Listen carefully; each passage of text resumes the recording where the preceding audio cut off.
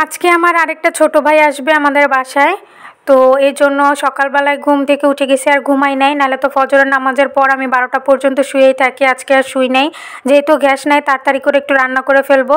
তবে আমি এখনও নাস্তা খাই নাই, কারণ আজকে আম্মা চালের রুটি বানাইছে আর গরু মাংস দিয়ে পালং শাক রান্না করছে। আমি চালের রুটি খাই না, তো এই জন্য আমি একটু তাড়াতাড়ি করে ভাত খেয়ে নিব, ডিমটা ভাইজা নিয়ে, কারণ রান্না করব দাঁড়ায় আমার মাথা ঘুরেতেছে ক্ষুধায়।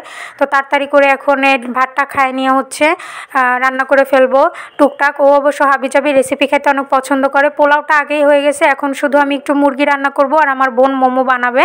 তো বছরের শেষের দিন ভাই বোন মিলে একটু একসাথে খাবো। আর ও হচ্ছে খাওয়ায় দাওয়ায় অনেক বাছবিচার করে, মানে খাইতে চায় না।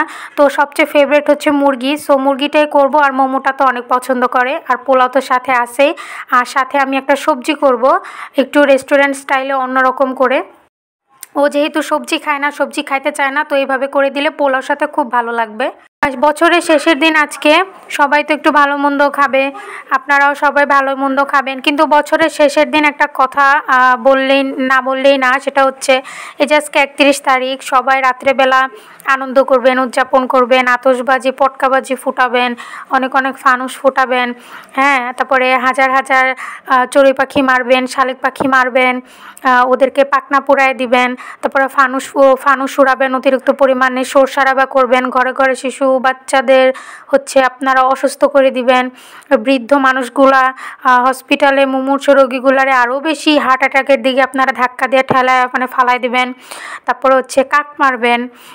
রাস্তাঘাটের যে অসহায় বোবা জানোয়ারগুলো আছে তাদেরকে এই যে এরকম আগুনের ফুলকি টুলকিগুলা জ্বালায় টালায় হচ্ছে আপনারা উৎসব করবেন, আর তাদের পিঠ পোড়ায় দিবেন, চামড়া ঝলসায় দিবেন। এগুলো তো আজকে আপনারা করবেন সবাই, না? কারণ আমরা তো জানি যে 31শে ডিসেম্বর মানে হচ্ছে আমাদের কাছে বিশাল বড় একটা দিন, এবং এই দিনে যত বেশি আতশবাজি করা যায়, শব্দ করা যায়, মানে একদম ফুটানো যায়, মানে হাঙ্গামা করা যায়, পুরো একটা রণক্ষেত্র বানানো যায়, এটা তো আমরা জানি, এটা আমাদের বাংলাদেশ স্বভাব, না? আমরা এটাই মনে করি। তো এই যে এগুলা করবেন, এত এত কিছু আপনার আজকে রাত্রে ঘটাবেন। ঘটানোর পরে বাসায় যায় ফ্যামিলি নিয়ে ভালো মন্দ খায় আল্লাহর কাছে বলবেন যে আল্লাহ, নতুন বছর, নতুন দিন, সব দুঃখ কষ্ট ভুলায় আমাদেরকে আপনি শান্তি দেন, রহমত দেন, নতুন বছরটা যেন ভালো যায়। ভাই, নতুন বছরটা ভালো যাবে কেমনে? হ্যাঁ, কি কি দিয়ে আপনারা আশা করেন যে নতুন বছরটা আপনাদের জন্য অনেক রহমতের হবে? বছরের শুরুতে এত এত অন্যায় করে, এত এত বোবা জানোয়ারের ক্ষতি করে, এত এত পাখি পশু হত্যা করে, মানুষের ক্ষতি করে, মানুষের বাচ্চাদের ক্ষতি করে আপনারা মনে করেন যে উৎসব করে, এইটার আয়োজন করে আপনারা সারা বছরটা আল্লাহর রহমত নিয়ে কাটাবেন না? আল্লাহর রহমত এত সস্তা হয়ে গেছে, আপনাদের কি বিবেক বলে কোনো কিছু নাই? হ্যাঁ, আমাদের ঘরে যে আমরা বিড়াল পালি, এগুলা ভয়ে রাত 2টা 3টা 2:30 মানে থেকে শুরু করে 3টা পর্যন্ত এরা খাটের নিচ সোফার নিচ থেকে বের হয় না। তারপরেও তো একটা ভরসা আছে, আমরা মালিকরা তাদের কাছে থাকি, তাদের আদর করি, সাহস দিই। কিন্তু রাস্তাঘাটের বোবা জানোয়ারগুলোর দোষ কি? ঘরে ঘরে ছোট ছোট শিশু বাচ্চারা আছে, মুরব্বীরা আছে, তাদের দোষটা কোন জায়গায়? আপনারা একটা যুদ্ধক্ষেত্র বানায় ফেলেন, রণক্ষেত্র বানায় ফেলেন 31শে তারিখ রাত 12টা বাজলে। কেন এরকম শুরু করেন আপনারা? আমি তো বুঝলাম না ঘটনা। আমরা যে ছোট থেকে বড় হয়েছি, আমার এই বয়স পর্যন্ত সামান্য একটা তারাবাতিও আমরা ফুটাই নেই, মানে হাতে আমরা জ্বালাই নেই। তাতে কি হয়েছে? আমাদের কি নতুন বছর আসে নাই? হ্যাঁ, আমরা ফ্যামিলি নিয়ে ভালো মন্দ খাইছি, বেড়াইতে গেছি, খালামণিদের বাসায় গেছি, নানুদের বাসায় গেছি, আনন্দ করছি, মজা করছি, খাইছি, বাস শেষ। নতুন বছরে মোবাইলে SMS দিছি, সবাই ফোন দিয়ে উইশ করছি, শেষ। আমরা তো জীবন একটা তারাবাতিও হাতে জ্বালাই নেই। তা আমাদের কি নতুন বছর আসে নাই? আপনারা এত এত ক্ষতি করে, পরিবেশের ক্ষতি করে আপনারা সুস্থ পরিবেশ চান, আপনারা সুস্থভাবে বাঁচতে চান, আপনারা নতুন বছরের রহমত চান, আল্লাহর অনেক বেশি, আল্লাহর মানে কি বলবো, আপনারা মানে কুদরতি রহমত পাইতে চান। কিভাবে পাইতে চান? আপনাদের বিবেক নাই? তাহলে তো যে প্রতি বছর বছর জায়গায় জায়গায় আগুন লাগে, এটা আল্লাহর রহমতের আগুন, আপনারা ভাইবা নেন। মানুষ এত এত মারা যায়, এটাও আল্লাহর রহমতেই মারা যায়। তারপরে হচ্ছে বন্যা হয়, বন্যায় লাখ লাখ মানুষের ঘর বাড়ি ভাইসা যায়, মানুষের ক্ষয়ক্ষতি হয়, তাহলে এটাও কি আল্লাহর রহমতের বন্যা হয়?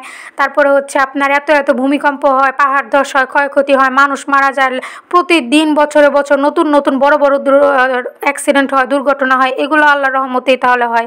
তাহলে আপনার এই রহমতটা তো বছরের প্রথম দিন চাইয়ে নিতেছেন আল্লাহর কাছ থেকে। আল্লাহর বিচারকে রেখে আপনারা ভয় পান না একটুও? যে আল্লাহর দুনিয়ায় বিচার আছে?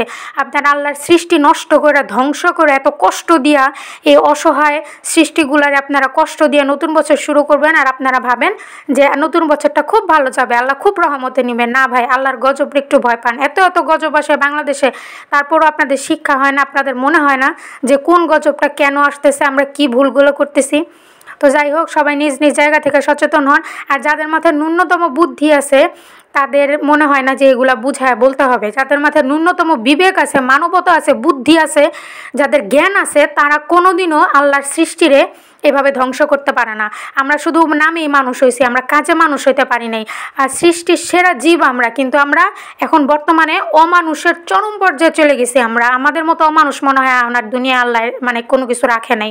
আমরা কুকুর বিড়ালের চেয়ে অমানুষ মানে অধম হয়ে গেছি।